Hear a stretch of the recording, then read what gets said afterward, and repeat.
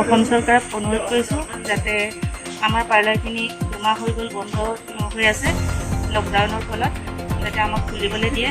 কিয়নো আমি যিখিনি স্কিল ডেভেলপমেণ্টৰ ট্ৰেইনিং কৰিছিলোঁ তেখেতসকলে সংস্থাপন এটা আমি দিছিলোঁ, কিন্তু তেওঁলোকৰ এতিয়া ঘৰ নচলা হৈ গৈছে, ল'ৰা ছোৱালীৰ স্কুল ফি EMI দিবলগীয়া হৈছে। EMIটো চৰকাৰে EMIটো 2 মাহলৈ বৃদ্ধি কৰিছে, কিন্তু তাৰপিছত আমাক ইণ্টাৰেষ্ট দিছে, ইণ্টাৰেষ্টটো দিবলগীয়া হৈছে আৰু এইফালে আপোনাৰ স্কুলৰ ফিজ দিবলগীয়া হৈছে। সেইটো কাৰণে চৰকাৰক আমি অনুৰোধ জনাইছোঁ যাতে চৰকাৰে আমাক খোলাৰ ব্যৱস্থা কৰে।